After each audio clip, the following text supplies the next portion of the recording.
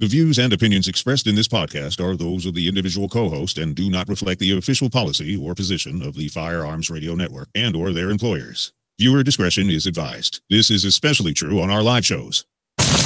Broadcast for shooters, hunters, and gun enthusiasts. This is the Firearms Radio Network. The bandwidth for this episode of This Week in Guns is sponsored by Patriot Patch Company. PatriotPatch.co.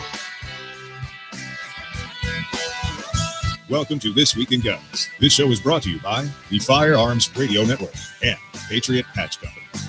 And this show offers commentary on the latest firearms industry news, information, and buzz. I'm your host, Sean Herron, back from Nebraska. Thanks to Kenny and the gang for holding it down for us last week.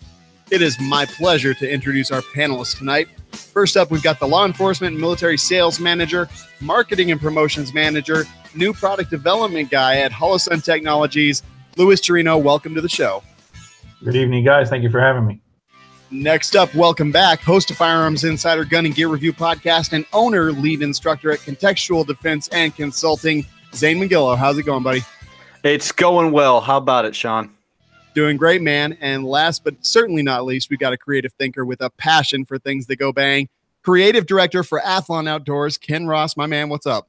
It's a great day, man. Thanks for having me. Absolutely. Welcome back, guys. Before we get started, I just want to take a moment to talk about our great advertisers, Patriot Patch Company and Manticore Arms. So Patriot Patch Company, they make all kinds of cool cleaning mats like this 1911 that I've got here, but mostly, you know, it's even in the name. They make cool patches. Patch of the Month Club is one of my favorite things. You get an envelope in the mail every single month automatically. It's like Columbia House, but for patches, except you don't get to send them back. You just order them, they show up, and they're awesome. It's always a surprise for me. I try not to look at any social media just so that when I do actually open it up, I get a great surprise, and I'm totally stoked by it. Zane, you get these, right? I do not get Patch of the Month, but I just ordered their Taxation is Theft patch, and I just got it, and it's my favorite patch of all time. Yep, I absolutely love those. Check them out, patriotpatch.co, and Manticore Arms making a lot of great products for your pretty much just about any gun you own. I think most people are either AR or AK camp, and those that aren't are usually like Tavor, the AUG, the Brin, all kinds of other stuff. I'm going to grab this gun right behind me real quick. This is one of their new products. This is the Manticore Arms M-Lock. It's based on their transformer rail, but it's got M-Lock instead of those panels. I just put this, excuse me, on my 224 Valkyrie. I'm actually going to take it off because I want a longer one. I want a 19-inch, but this is their 15-inch. And the best part about it is they're incredibly inexpensive as well. Lots of companies out there have handguards for $300, $200. This is definitely like $130. So great prices, and you save money by using coupon code TWG10 at Manticore Arms. And go check them out as well. Support the companies that support us. Let's get into the stories, guys. I apologize for my coughs to everyone listening. Getting over the tail end of a cold, and it's hanging on, but I think I'm going to beat it or I'm going to die. One of those two things is going to happen. This is where someone would make a Cades joke, I'm pretty sure, on your other show. I think so. Or, one of the other three that I do. I think it would be some crime. Guys, more gays are taking up arms for protection. This comes from the NewYorkPost.com, and a pretty good article. And video, actually. It comes from news.com.au and then New York Post republished. But I got to say, if you go down far enough, they talk about Jeff Bluvman, who is known to a lot of people in the industry, does a lot of training, seems like a really great guy. I've talked to him a few times, and I think he's kind of become a little bit of the poster child for this topic. They talk about pink pistols. They talk about the fact that because of homophobia and transphobia, that a lot of these people are afraid to leave their house every single day, and they're turning to that naturally given right of self-defense. Ken, I'm going to start with you. What are your thoughts here? Well, I watched the entire program. I think it was a 30-minute program, and I thought it was done really well. I did think that they put a dramatic spin on it. There were some questions asked after the host shot the AR, and Jeff said, "What did you think?" He said, "I was really kind of scared. And what did you think about, this is the same gun that killed all of those children." Yeah, it was a good program, but yeah, I would love to see a straight news program on it without the drama and the dramatic questions. Yeah, and as far as the topic, yeah, I think everybody should arm themselves. So yeah, I don't care what your sexual preference is. I think you need to protect yourself. So totally agree, Lewis. Yeah, I agree. I mean, I think that, it's good that, everybody's exercising their right.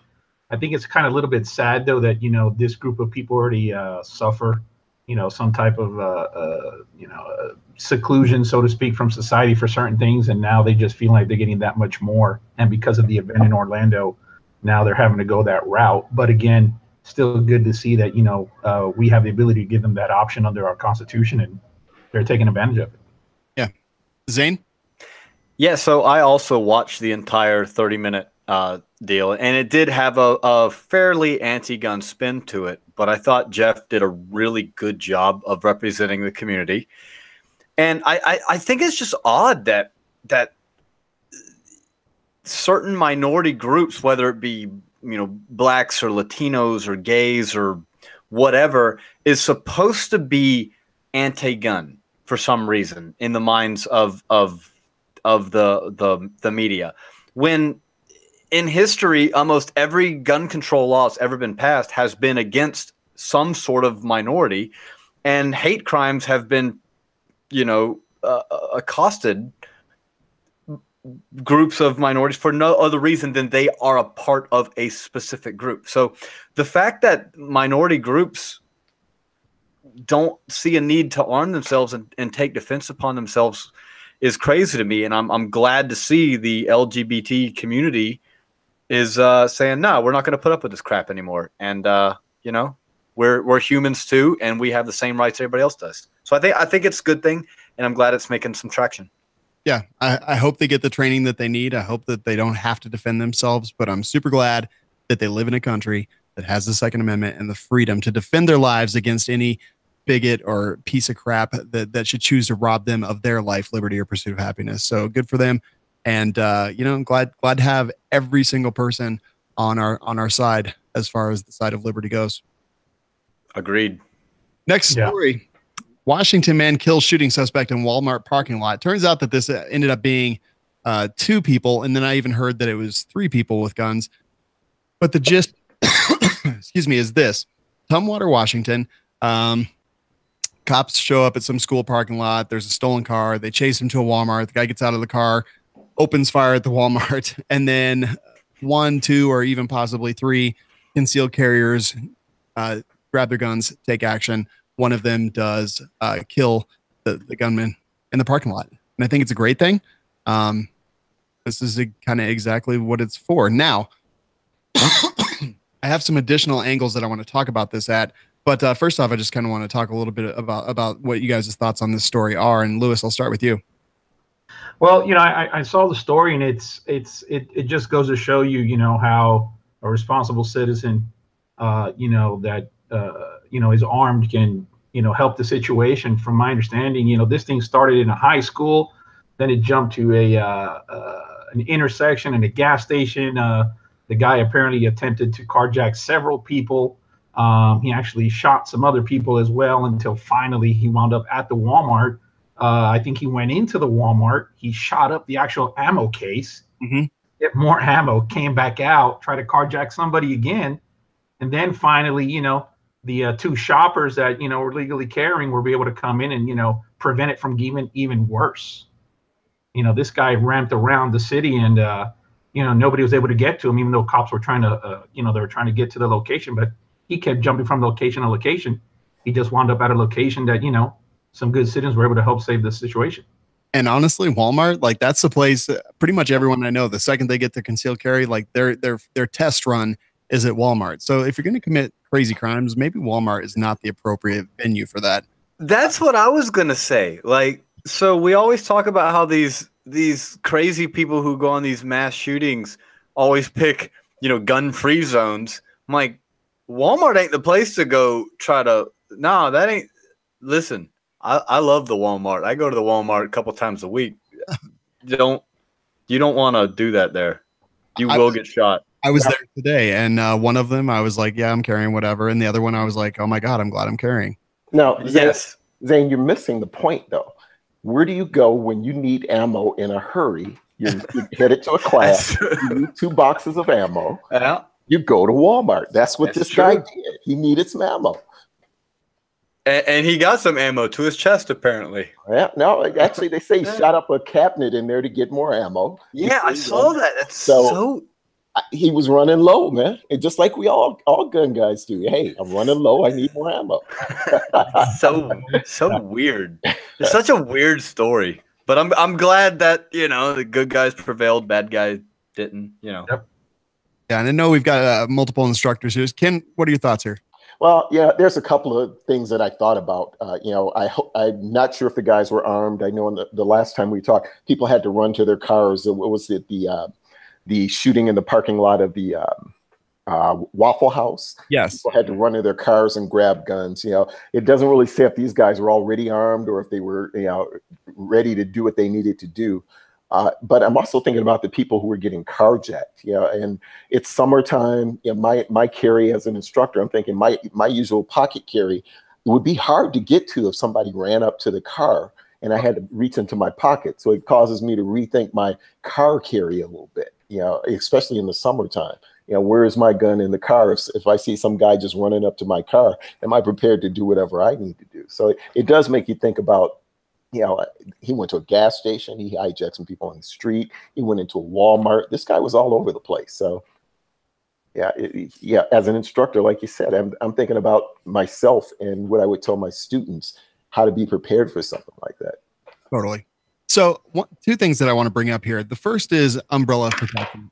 Umbrella protection. This is a concept that I talk about very often whenever I talk about self-defense, using your firearm in self-defense and things like that. I talk about when you make the decision and assume the responsibility of being a concealed carrier, in addition to risk avoidance and being the most polite person on the face of the earth,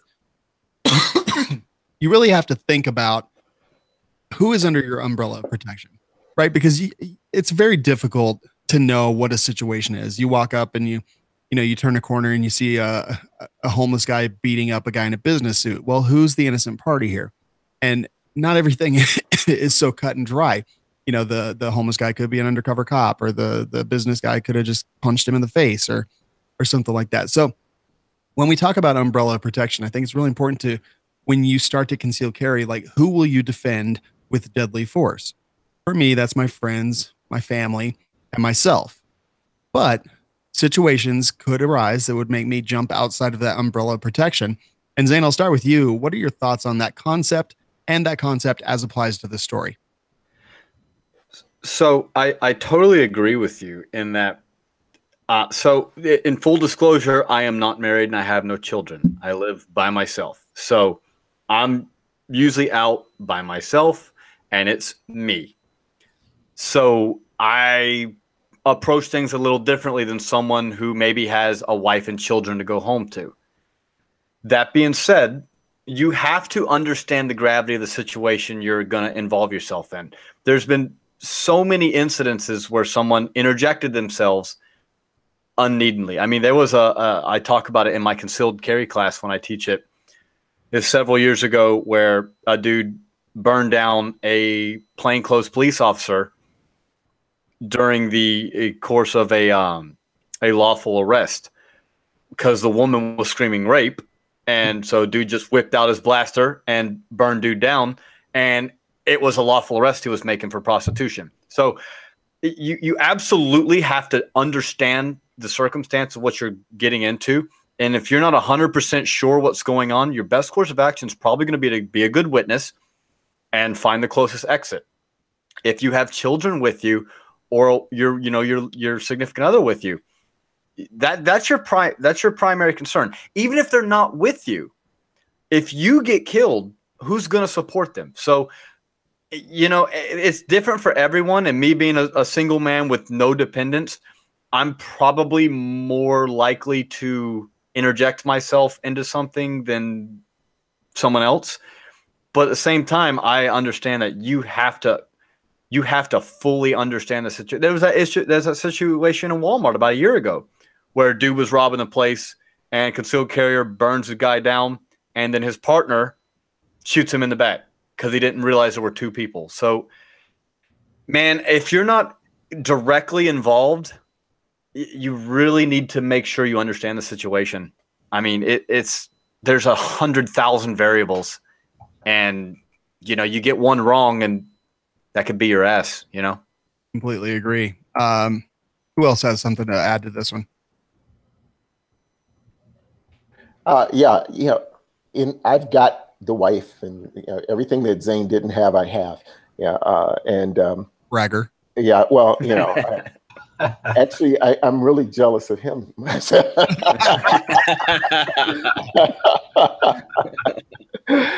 But if I'm in the store, that's the first thing I'm doing is finding my family if I'm not with them, and I'm evading. I'm doing it with I'm not going to take my gun out. I'm not going to be the guy waving his gun around. I might put my hand on my gun and be prepared to use it, but I'm evading at that point, getting my family out of harm's way and being prepared to deal with whatever I have to deal with. If I'm in my car and I see some nut running towards me with a gun, the first thing I'm doing is not reaching for my gun. The first thing I'm doing is cranking that wheel and hitting the gas, that's one of the things I talk about in your car, protection in your car. Part of that is leaving yourself room to get out of there, out of those situations, not pulling up to the bumper in front of you and being able to crank those wheels and look for an escape route if you could make it. So that's what I'm doing. I'm getting out of there. I'm not having that gunfight. I'm not calling the lawyer if I can avoid it. I'm always prepared to deal with it if I have to, but I'm avoiding whatever I can. Yeah. Lewis, anything to add on the umbrella of protection concept here? No, I'm in agreement with the guys there. I'm also on the opposite from Zane as well. As far as for me is concerned, if I'm about with the family and that mentality too, you're always going to think, your family first and make sure. And as you said, be prepared for it. But unless you have no choice, I would probably do the same thing too, as, be ready for it, but sit back and make sure I can avoid it if possible, unless, at all necessary. All right. So I said I had two things. I actually have three things. The next thing was something that I always talk about, that I'm always concerned about in any kind of incident like this. And this is the fact that there was multiple concealed carriers. And how do we talk about threat recognition and A, how important that is, but B, this kind of situation, you've got just a very chaotic, very fluid situation that's just happening in front of us that we are now injecting ourselves into. Obviously nothing bad happened here. They were able to recognize who the threat was. No concealed carriers hit each other. No concealed carriers engaged each other. And I think that that's a great thing. So, Zane, I'm going to start with you. Is this something that I may be overblowing my head because it's a concern, and in the real world, this just doesn't really happen? Or is it something that we need to think about for any kind of defensive situation we may be involved in, especially something out in public like this? Well, the short answer is yes. Both are correct. I think you are kind of blown out of proportion. I don't think it's a big deal because people use firearms to defend themselves. What the CDC just released 2.5 million times a year. But at the same time, you're correct in that we need to make sure we understand what's going on because it is possible for it to happen. So my whole philosophy on everything is I'm carrying a gun to prolong my life. I'm carrying a gun. The reason I carry a gun, the reason I carry medical gear, the reason I carry all the stuff I carry is because I want to make my life a little longer and I want to make it better. So I think that if we don't think about these things ahead of time, and I'm not saying go buy one of those CCW sashes or something, but because that's kind of dumb. Oh, come on, man. Canceling my order. Hold on. Or the badge. I had a badge come in and everything. No, I had one of those badges years ago before I was, privy to things. But I think that it's something we need to think about. I think we need to take a look around, and we got to understand that, if we're going to use deadly force, it's to stop imminent threat of death or bodily injury. It's not to stop a bad guy. It's not to stop evil. It's not to do any of these things. It's an immediate threat of death or bodily injury. So when you take all the other stuff out of the equation, what does that even mean? So if a concealed carrier, if a concealed carrier is blasting rounds at someone who's leaving the scene of an accident, let's say, which happened in Michigan a couple months ago, because they think that's the right thing to do. And as they're blasting rounds, where are those rounds impacting? Does that individual represent a threat of death or great bodily injury? Well, yeah, they do. Are they a bad guy? No, not necessarily. So fast forward, go to what we're talking about here. You got 2 or 3 people that are engaged in this guy. What exactly is going on? So I think if you carry a gun, you need to honestly, take a look deep inside, and you got to run through these scenarios. You can never be prepared for what's going to happen. I have learned that the absolute hard way. You can go through every single scenario in your head that you think will happen, and it will surprise you. But just be aware of the anomalies. And yeah, so I think that it's not as big a deal as some people make it out to be, to your original point, Sean. But I also think it is something that we need to be aware of. Yeah, good stuff. Anything else to add, guys? I think that one of the things that I try to teach our students is that they need to make sure to put themselves out there as not being the aggressor, verbally and with their hand gestures and their body language, as not being the aggressor there. Now, obviously, if you shoot someone, you're an aggressor. But after you shoot that person down to the ground, be the first person to say, hey, call the police, or hey, does anybody need medical attention? And look around you when you're assessing your environment, and look to people and have those conversations, make eye contact with people around you, so that they understand that, you're not pointing a gun at them. You are the good guy. And that, you say things that bad guys don't say. Call the police, get some medical help. Is everybody okay? And you say it loud so everybody hears you and nobody assumes that you're the bad guy. Good stuff. I like that, and that segues perfectly into my next point, which was that the Oakdale man, a 47-year-old man, retrieved his first aid kit from the car and provided aid to the driver that had been shot by the bad guy until medics arrived. And Lewis, I want to start with you on any of these points, but especially this medical. I think medical is becoming so hot right now, and I think it's so important. And the fact that this guy not only had a gun ready to stop that threat of death or bodily harm, but also that he had the ability to render aid. Hugely important. Lewis, thoughts there? Yeah, definitely. It's funny. I just not too long ago involved myself as well as getting a little bit more proficient in, basic medical aid as well, and basic kit for that exact same reason. I mean, it's sad to say, but it's, kind of partially, how society has changed a little bit as far as the stuff that we're seeing. And, now it's becoming, like you said, hot in essence. But I think it's a good thing too, because more people are taking that initiative to say, hey, even if I have to, like in this particular case here, this gentleman had to put a bad guy down, but he still did the right thing and said, okay, now let me take care of you. You're already able to stop what you were doing, but let me still give you some medical attention and anybody else that needed at that point, and be able to offer it. Yeah, I thought that was huge. Ken, Zane, any wrap up on that one? Yeah, I mean, my bare minimum, if I'm going out in gym shorts, is a 5-shot in my right pocket and a tourniquet in my left pocket. I mean, carrying medical on you, it can save your life for one. Mm-hmm. And I just find it hard to understand why people that would make a conscious decision to carry a gun because they understand there is a threat out there that could harm them, and so they choose to put a gun on their body to prolong their life, would somehow not realize that a far greater threat is dying before a paramedic can get there. Simple things like a tourniquet, hemostatic clotting agent, some sort of a compression gauze, chest seals. You can literally buy 30 minutes with those 3 things. So I just, man, you got to have, you good on this guy for having the stuff. I wish you'd have had it on him, not had to go back to his vehicle, but whatever, no harm, no foul. It worked out in the long run. But man, if you're not carrying medical, man, you should be. And yeah, just to elaborate on that point. Yeah, the number 1 killer in America is heart disease. the number one killer in America. So if you're not at least learning how to do CPR and getting the basic Red Cross training, then you're doing yourself and everyone around you a disservice. Yeah.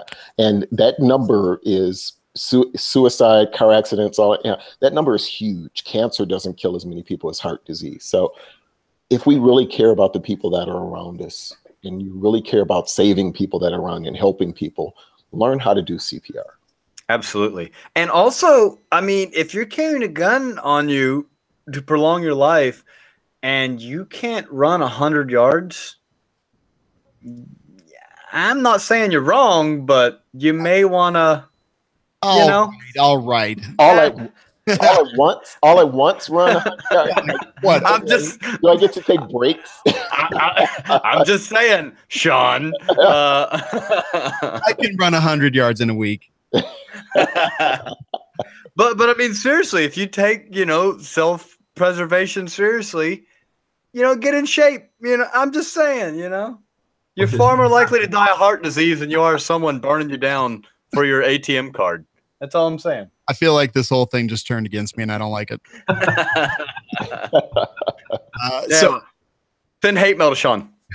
I do apologize to the listeners for having that go on so long, but in my opinion, this is one of those rare instances where you have a story that has so many fantastic facets to it that we can learn from, that we would be remiss if we didn't talk about it a little bit more. And especially with the, you know, multiple instructors on the show that talk about this stuff very, very often, I think it was a great story for us to be able to talk about. And kudos to the legal concealed carriers that stopped this threat and prevented further death and you know, just injury.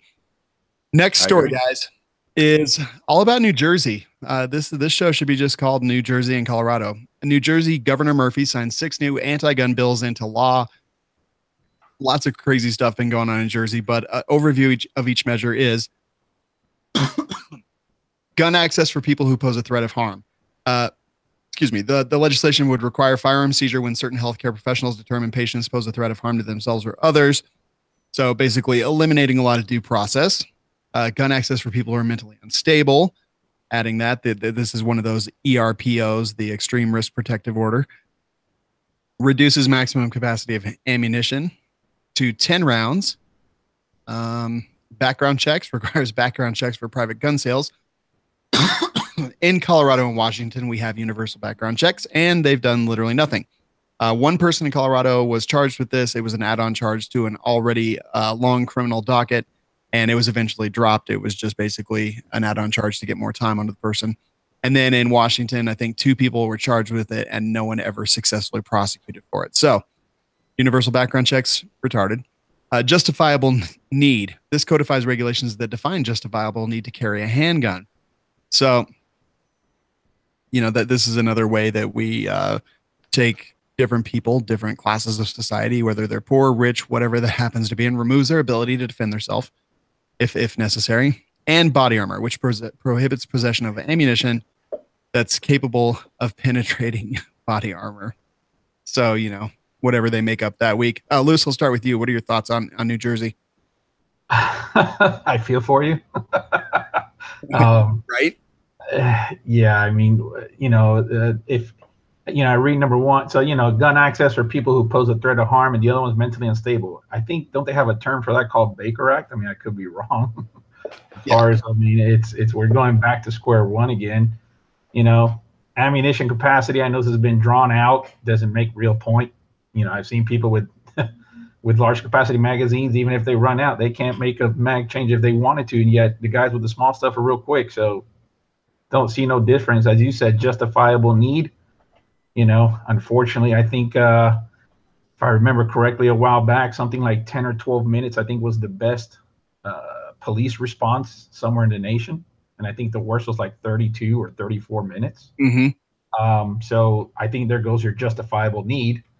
And to this date, I don't recall really hearing of anybody with a body armor issue to this point. So I don't see how any of this stuff is really going to help anybody. Yeah, they call it common sense. I say they're stretching a bit.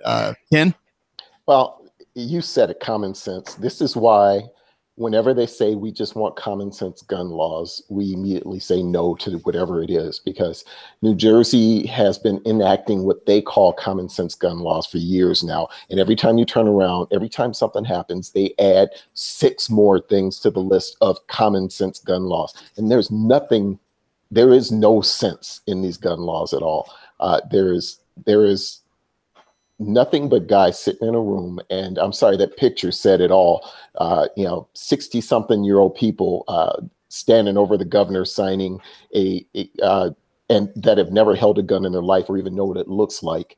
Signing these regulations in the law that they haven't put any thought behind. There is no common sense in these gun laws at all. And so the body armor thing prohibits possession of ammunition that's capable of penetrating body armor, because that is going to help every single mass killing that's happened in the United States in the last year, right? No, it's not going to help any of them. Like, literally, it is completely ineffective in curbing that aberration that we've seen in the United States, that mass killer mentality. And that does absolutely nothing. It's not common sense. It's just stretching. It's just a further erosion of freedom. Zane? Well, and what does body armor mean? I mean, there's the NIJ has like 7 or 8 different classifications of body armor. What does that even mean? Because, level 3 will stop certain 5.56, projectiles, but not SS-109 or M855. But level 4 will stop, 308, but won't stop necessarily 5.56. Level 3A will stop pistol calibers, but won't stop any rifle calibers. So what does that even mean, first of all? So that whole and body armor, I'm just gonna skip over that. I'm gonna Kenny's gonna have to like bleep me 1,000 times if I get into this one too much.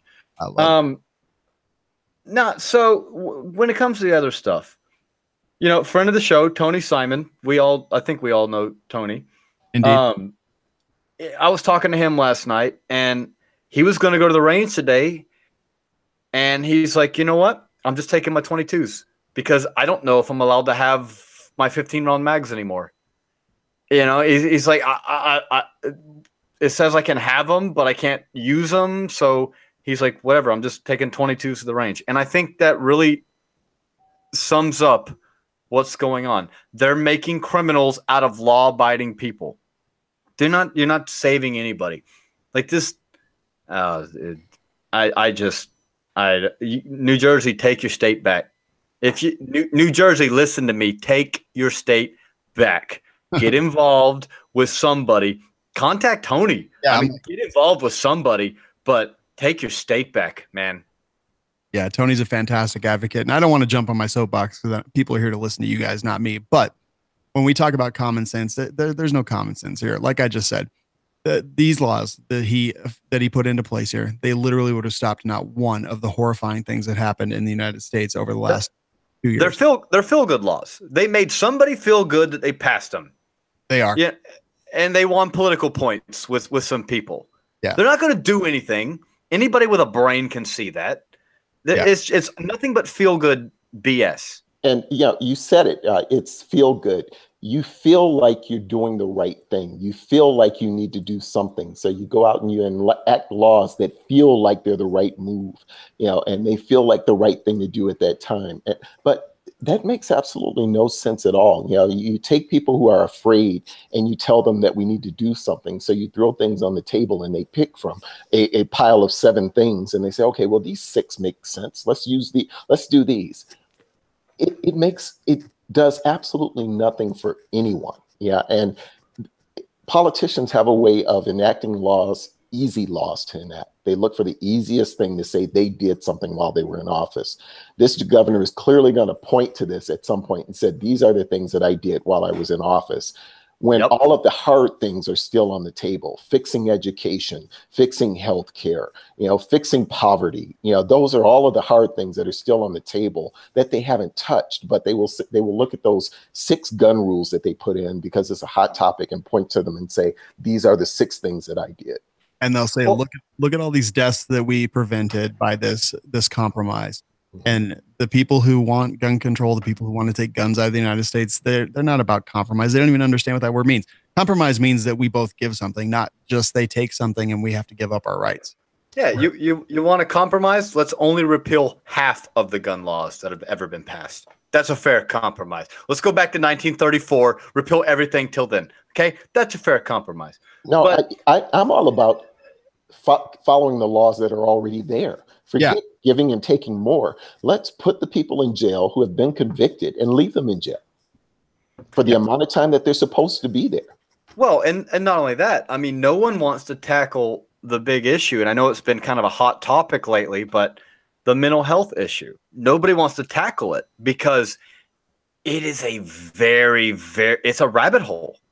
You can't just say it's a mental health problem because it's a rabbit hole. And it obviously is a problem, but it's not as simple as, oh, well, universal background checks. You know, it's actually a problem that requires thought process and conversation and dialogue. And nobody wants to have that because, you know, you're only elected for a term of 4, 2, 6 years. So let's just, hey, look at this gun control. We're going to fix things. Right. No one wants to put the work in. Like, so I don't know what mental health is. Like, I'm not an expert. I went to a couple years of college, but I'm just a dumb Marine. Like, I mean, I don't, but I know that it is something that needs looked at, and people smarter than I need to really get into the minutia of it and figure out, what's going on. Is it these psychotropic drugs?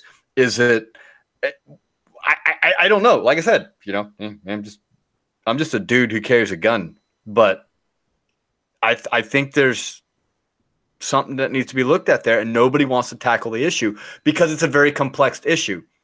A lot of people on our side like to say, no, it's mental health. And while that may be true, that doesn't help the situation either. But nobody wants to tackle it. So I don't know where we go. I really don't. All right, good discussion, guys. Next story: New Jersey man sentenced to 5 years for manufacturing guns at home. I read this article a couple times just trying to understand the minutia of it, but basically he was a prohibited person, but had a bunch of guns that he was restoring and or making, not making to sell or anything like that. Wasn't selling or transporting anybody, told the truth.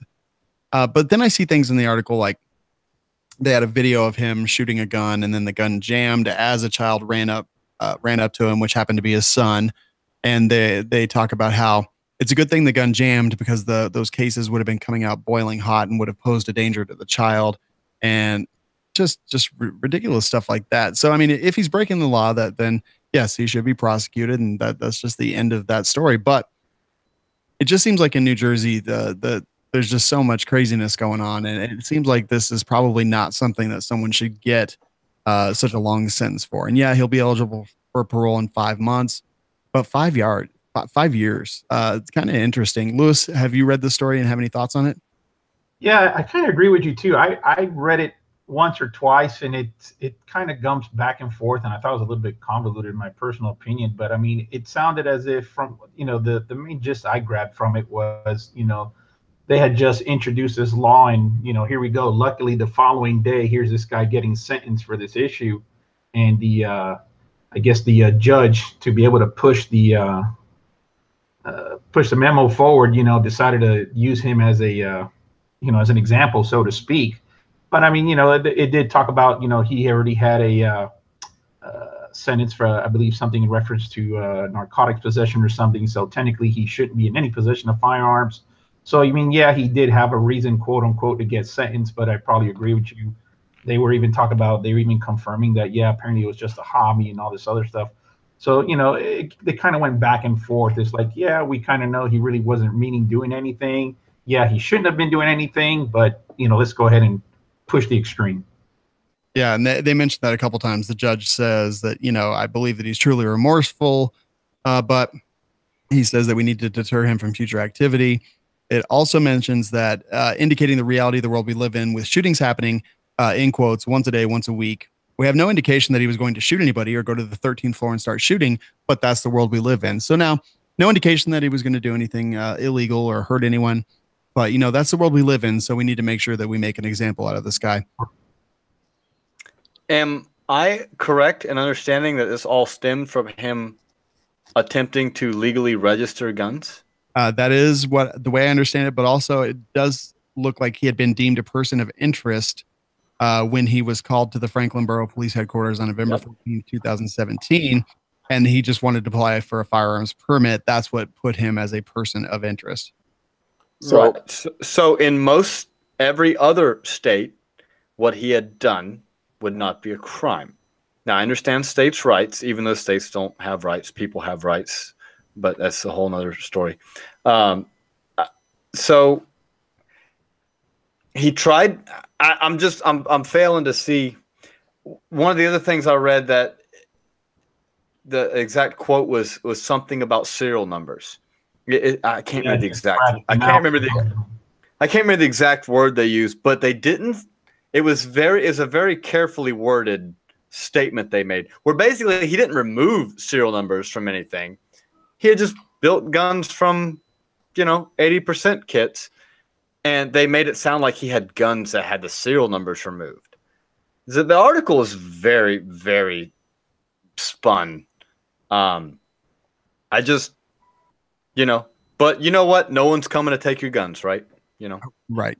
Well, yeah, the guy was a prohibited person, and he sounds like there were some pieces that were missing. The wires weren't connecting all the way or something. Yeah.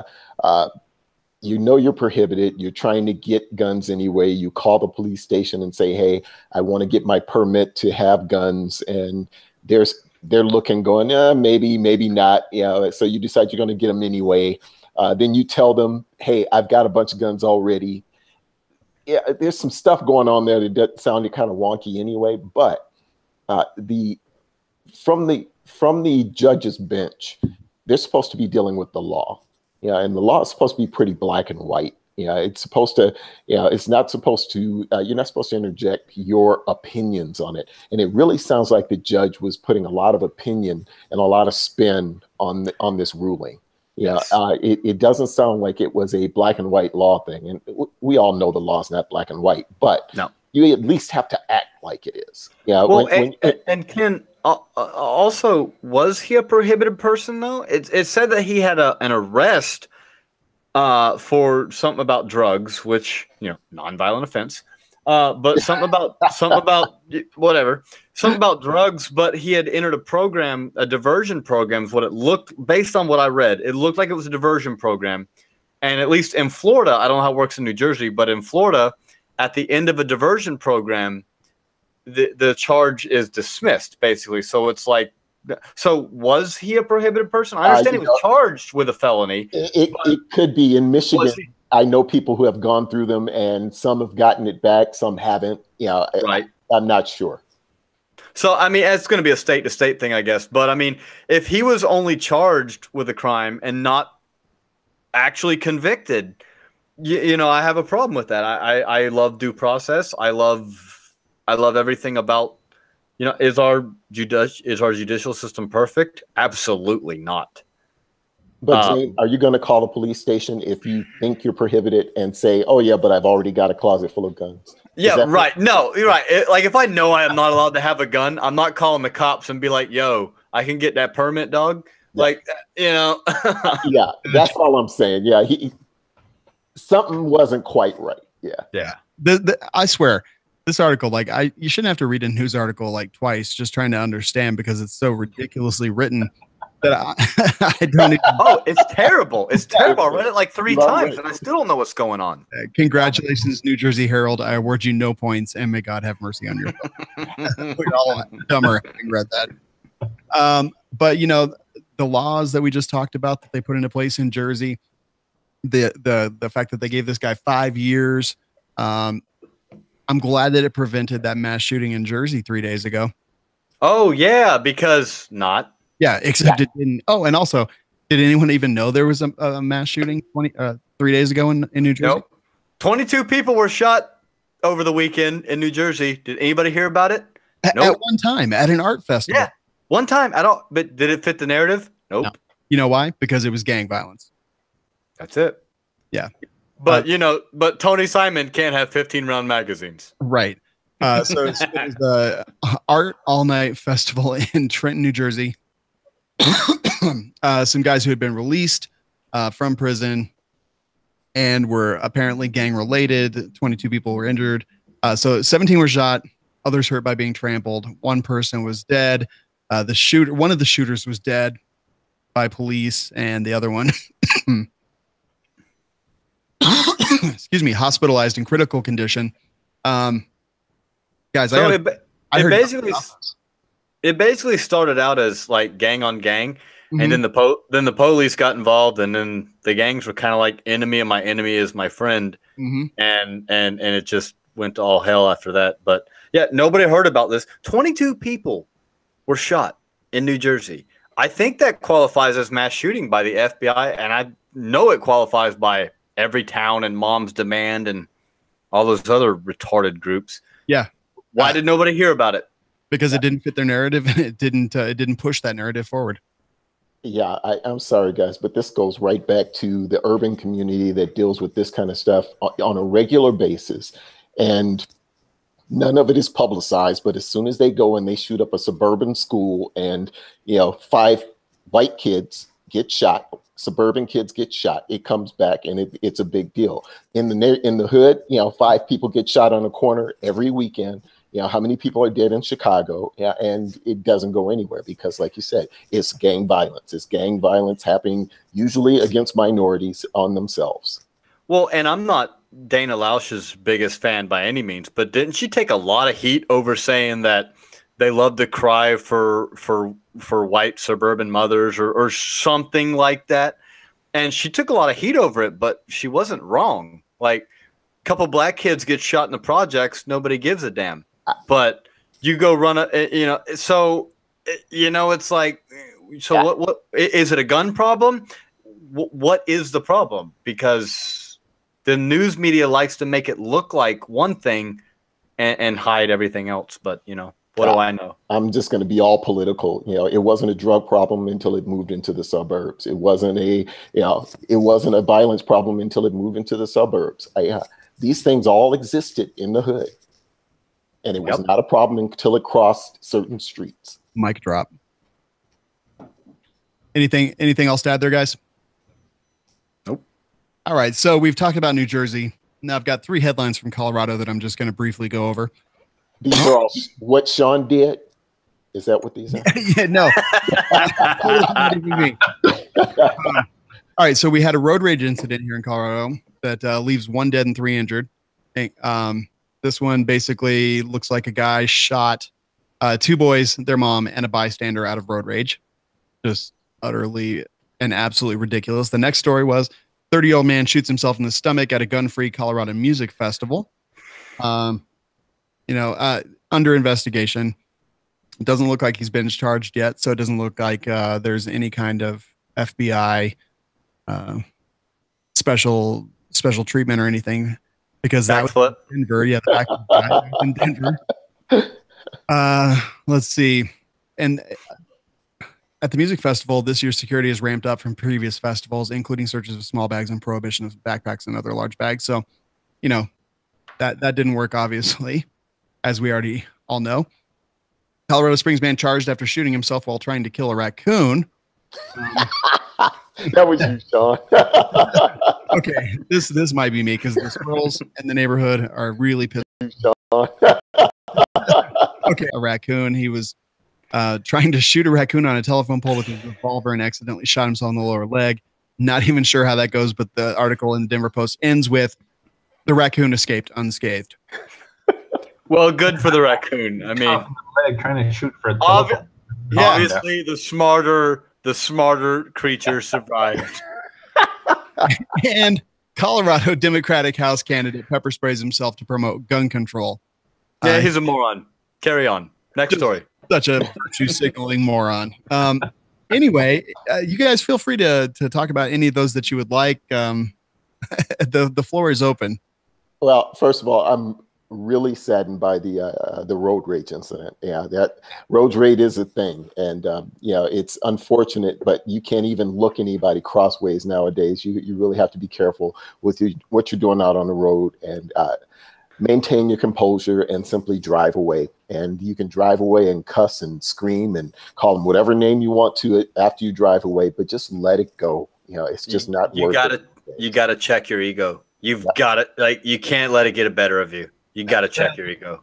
The fact that, the road rage incident happened, and then he still consciously went and followed them to the parking lot to be able to do that it's just pretty sad. And to pretty much execute the children. Yeah. There was something going on with that person, and he probably cut this other person off. They flipped him off, and that was it for him. He just wigged out, and that person, from that road rage incident, you got almost your entire family killed because you couldn't walk away from it. So I have extreme road rage. I can't stand people that can't drive. I've actually had a woman move out of my house over my road rage. Okay, that's how bad it is. But at the same time, but at the same time, dude, you've got to check your ego. Don't get in a gunfight over someone cut you off. Like Ken said, cuss them, F you, whatever. But, oh, Jesus, check your ego, people. Is it worth the rest of your life? Even if you're justified, is it worth the $100,000 you're going to spend on a court case? George Zimmerman spent $2.7 million on his trial. He was, quote unquote, justified, but his life is ruined. Don't get in a gunfight you don't have to get into. If you don't have to get into it, don't get into it. Check your ego. This is one of those stories that definitely there's, even if you wanted to say, is it possibly justified? So quickly just checking back on it again, not only did he shoot them, he walks away, and then he says he turned back around and walked back to the car to shoot. Oh, yeah, no. Don't misunderstand me. I'm not saying this is justified. I'm just speaking in general terms. But I'm just saying this goes back to that whole mental health thing we were talking about a little bit earlier. Yeah. Yeah. Even his mugshot makes him road rage. He looks like a school murderer. Yeah, he does. He looks like he should be on one of those mugshots. 20 kids. Yeah. Yeah, without question. Long story short, people, check your ego, man. If you get mad, but let it go. God, you don't want to be that guy. Recognize crazy too. I worked in an office environment. I work from home now, but I worked in an office environment for a long time, and people don't recognize crazy anymore. You need to be able to look at somebody and understand that their switches aren't connecting. So when you look outside your car window and you see this guy foaming at the mouth and he's got that glassy-eyed look, there's something wrong. You got to start to recognize crazy and stop overlooking it. Well, the problem is, Ken, we've been it's been shoved down our throats as tolerance. You have to be tolerant of everybody. And while I think you should respect every individual for who they are, you do not have to be tolerant of everybody. So if someone is bat-esque crazy, like, you don't have to be tolerant of that. If you can say something, you can speak up. And I think the pendulum has swung too far. At one point it was bad, 50s and 60s, it was bad. Pendulum has swung too far to the other side. It's just, that's all I got. All right. Thank you, guys. Let's move into the I'm offended segment. I got two stories that I'm offended, Sean. I'm offended. Two stories I want to talk about. First one, lawmakers turn from banning guns to criminalizing gun dealers. This basically talks about there's 3 politicians that have kind of gone after not just gun owners, but now they're trying to affect the people that sell guns. And they're doing that with the Keeping Gun Dealers Honest Act, which is annoying just as a title. So specifically what it would do is authorize increased ATF inspections of gun dealers to ensure compliance standards are met. Okay. But guess what? There's already supposed to be compliance, and there's already supposed to be inspections. And the fact that the ATF is usually understaffed and can't do them very often, I'm not sure we need to put another law in place. Strengthen penalties for falsifying gun sale records, including longer prison sentences for violators. Already illegal, but sure, let's add more onto that. Make it more illegal. Yeah, let's make it double illegal. Double secret probation. Add new types of civil sanctions for gun dealers who violate ATF regulations. Again, already against the rules, against the laws, and has repercussions for people who disobey those. Permit ATF discretion in issuing gun licenses. This is the part where I'm just like, nope, I'm out. Forget about it. And allow ATF to require dealers to conduct physical inventories if more than 10, if more than 10 crime guns are traced back to them. Now, damn it. What is this doing that isn't already on the books and already should be being done? Nothing.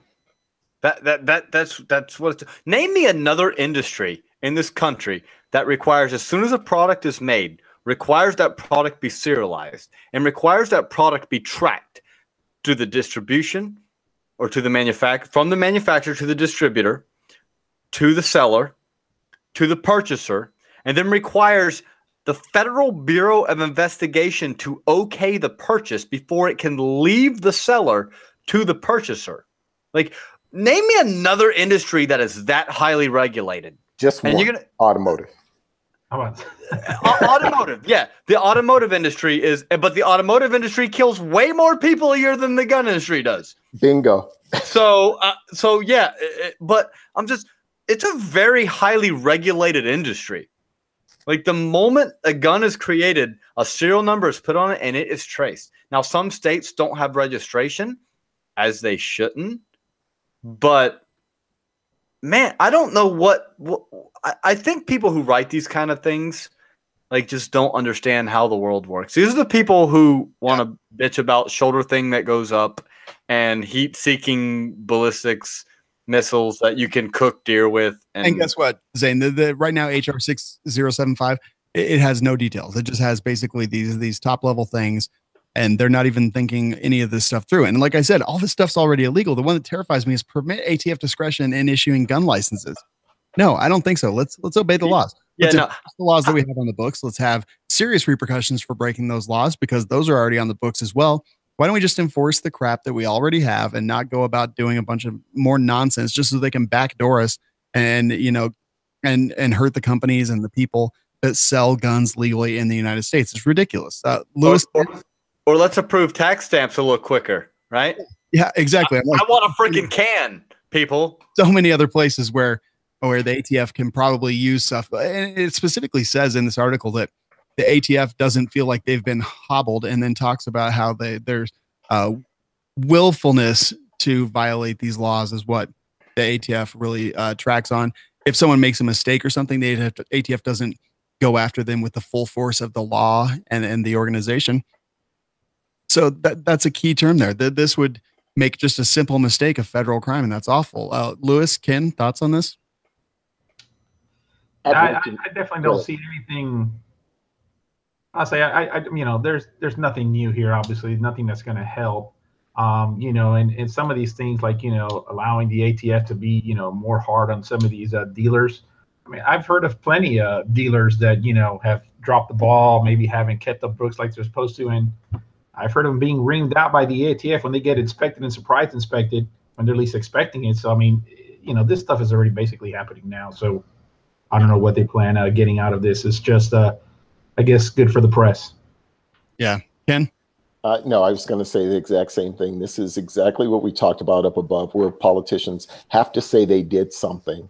When it's time for election, it sounds good to say, I've tried to reenact laws, but Congress shot them down, or they didn't make it through the House or the Senate.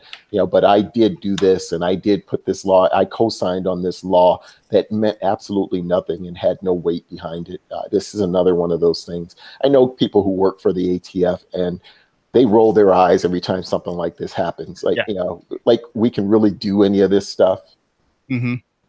Ridiculous. And then, guys, the next story: American Medical Association calls for gun confiscation because we all know, and we talked about it earlier in the show, that the number one killer in America is heart disease. So, of course, it makes sense that the American Medical Association would throw their hats into the gun control ring. I mean, malpractice kills more people than guns, so maybe Obamacare should be made illegal. I don't know. They approved an expansive list of common sense demands for new gun control measures, including proposals to ban the sale and possession of all assault-type weapons, bump stocks, and related devices, high-capacity magazines, and armor-piercing bullets. This was approved by their board of delegates, or I'm sorry, their House of Delegates. And, you know, they meet twice a year to vote on medical and political policy recommendations. They also want to ban the sale of firearms and ammunition to those under 21 years of age, prohibitions on the ownership and unsupervised use of firearms by those under 21, and the establishment of a national gun registry for all firearms and gun licensing system for gun owners. You know what really scares me, Sean? Bad drivers. Well, yeah, I hate them. No, so what really scares me is that I consider myself a gun guy. I consider myself fairly knowledgeable when it comes to firearms, their use, and this, that, and the other. And when I see the things that these people push, and I realized how uneducated they are, it makes me think, what about all the stuff that I don't know about? Like all the other things that they're doing, like, because I'm a gun guy. That's what I know. I don't know anything about the environment. I don't know anything about education or any of that.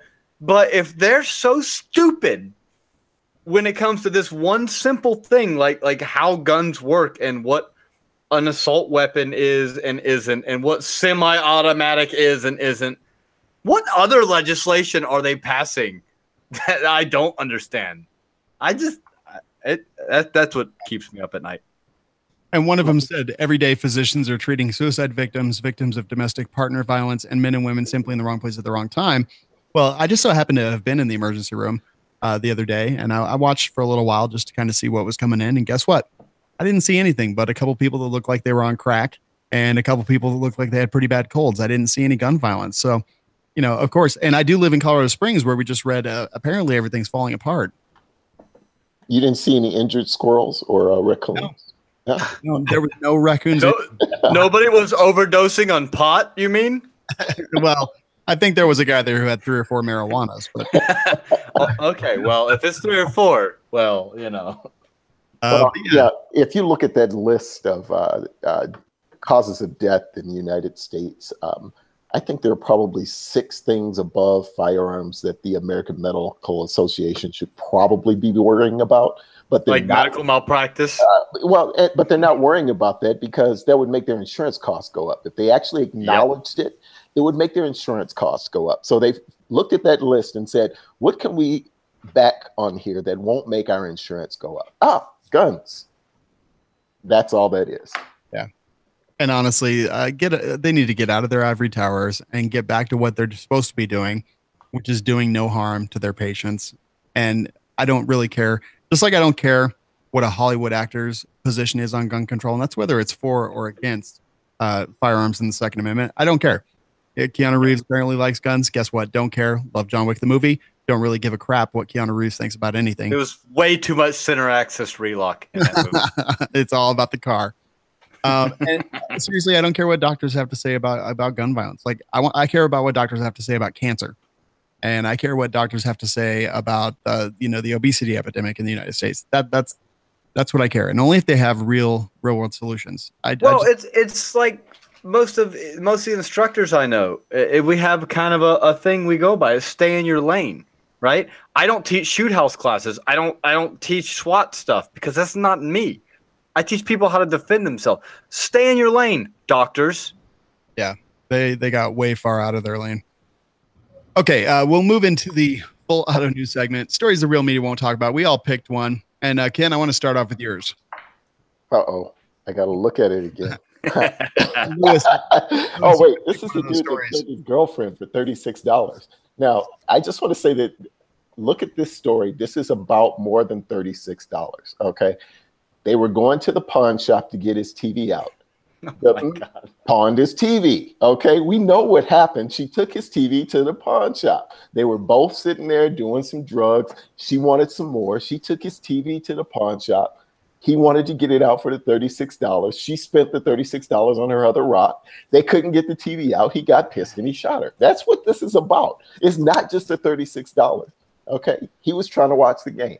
Was this one of those like 13-inch tube TVs, like $36? What? Yeah, exactly. She pawned it for $36, right? That's a beautiful segue to my story, actually. We can just roll right into that. No, roll, man.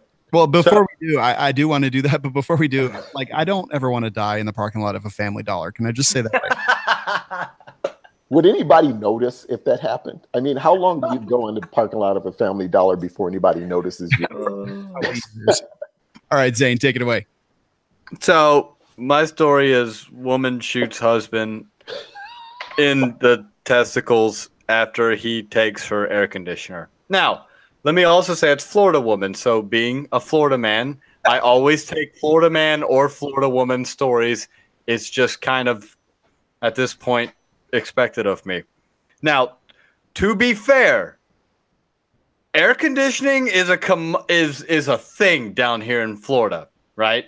So apparently the couple was estranged and he had installed this brand new AC unit and they were splitting up and he's like, I'll be damned if you're going to take my AC unit. That's my god dang AC unit, by God.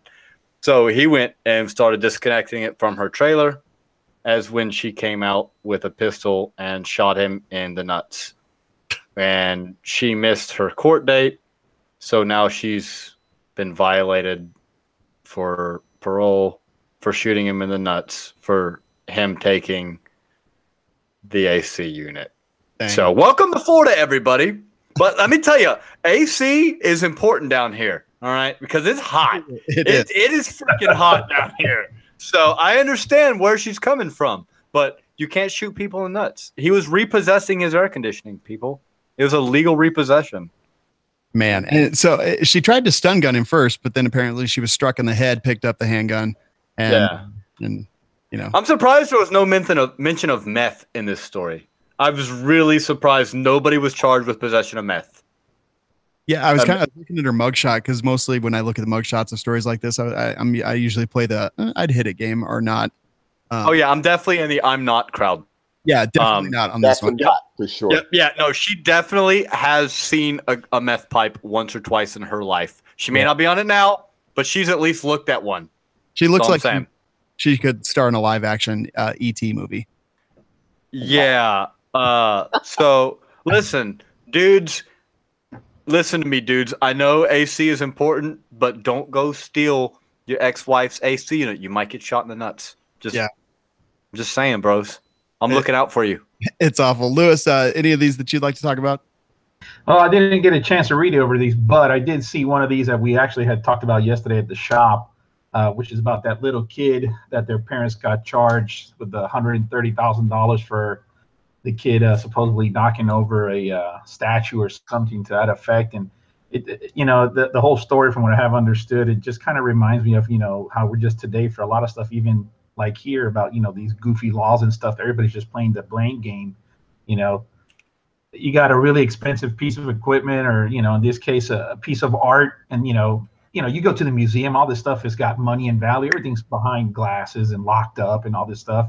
You're just going to put a really expensive piece of art just sitting there, and you got a 5-year-old kid. I mean, come on, we know kids are curious, and he knocks it over, and then now everybody's playing the blame game on this whole situation, which really sucks. But I associate it with like some of the topics we talked about before. Everybody just grabbing random things and just say, oh well, this is what's to blame, so this is what we need to fix, as opposed to really addressing the root of the issues. Yeah, like I have a tough time with this one. I'm of two minds. On the one hand, I'm like, I totally agree with you. I'm like, this thing, $132,000 is just sitting on a little stand that could easily be knocked over. No thanks. And on the other hand, I'm like, control your damn kids, people. So yeah, this is a tough one for me because I'm on both sides in this one. Ditto. So what we've learned from this whole section is don't have kids. No, don't have family. Well, there's that. Yeah, there you go. Follow Zane's lead. Follow Zane's lead. He's doing it right. Yes. And to wrap it up, my story is 22-year-old kills himself trying to prove that his jacket is stab proof.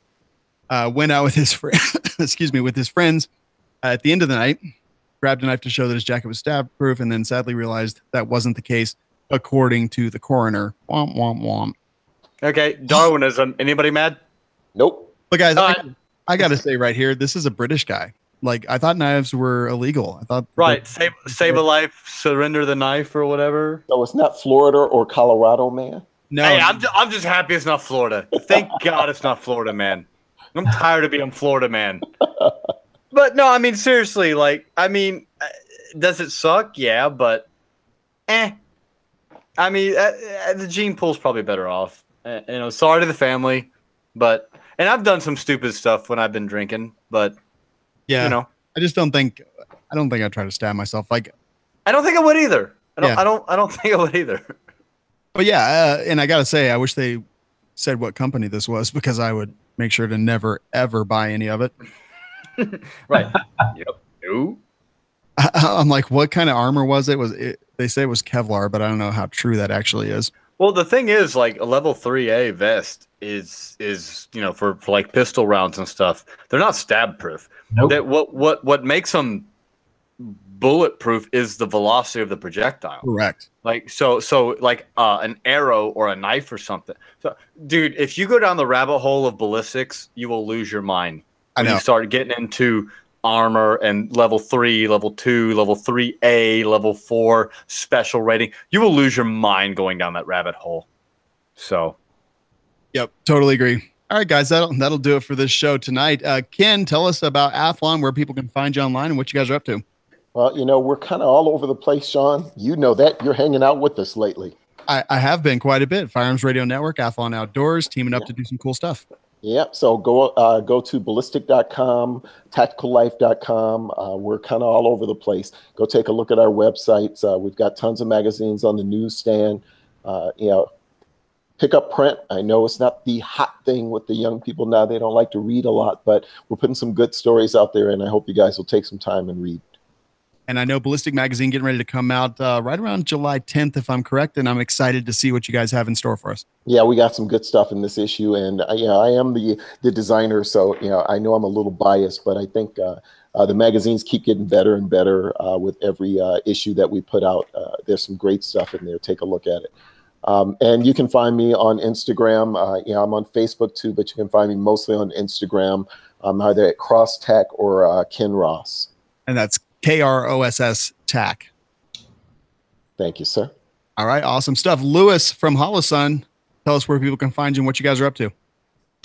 Well, they can find us at www.holosun.com. We're just continue to try to, continue innovating. That's kind of what made everybody look at us for a little bit. Working on we have the new green dot technology we just released late last year. That's catching up a lot of traffic. And just introduced some new grade 5 titanium products. And we got some other stuff in the works too. So definitely be on the lookout for that. And like I said, on the website, you can usually keep up with the majority of the new stuff coming out. All right. I love it, man. Thanks so much for joining us. I hope to have you back soon. We appreciate it. I appreciate it. And Zane, my friend, tell us where we can find you and what you've been up to on the podcast, the training, all that stuff. You can find me everywhere. You can find me at firearmsinsider.tv. It's where I post my reviews. At Firearms Insider on Instagram is where we post stuff. Find me personally at, I think it's at Zane Mangello on Instagram. I don't know. I'm all over Facebook and Instagram and all the other places. I'm all over the private group for This Week in Guns. So if you're not in This Week in Guns group on Facebook, go join it. And I'm usually talking crap in there. I've been doing an optics review and a handrail review right now, and I'm working on both of those. And we're making things go. Doing concealed weapons classes, contextual defense and consulting. Man, I'm all over the place. It's not hard to find me. I love it. And I just realized actually that you've been on the show with me since I took over maybe 10 times, and I've been saying your last name wrong the entire time, and you never corrected me. Nah, it's cool because I don't even know if I'm saying it right because, it's Italian. I don't speak Italian. So Mangillo. Yeah, And I've been saying Mangillo. It's all good, man. It's all good. Damn it, Zane. I'll never forgive you for this. It's all right. It'll be all right. All right. I love it, guys. Go check out Athlon Outdoors, Holosun, and also all the cool stuff that Zane is getting up to with podcast, Firearms Insider, and his training as well. Appreciate you guys being here. Don't forget to check out our advertisers, Patriot Patch Company and Manticore Arms. They support the show and they make sure that it stays on the air and free for everybody. So we truly appreciate it when you buy stuff from those advertisers. Guys, we'll be here next week and every week, giving you the news, giving you some fun. And don't forget that This Week in Guns is produced by Kenny Ortega and is a production of the Firearms Radio Network. We'll catch you next week.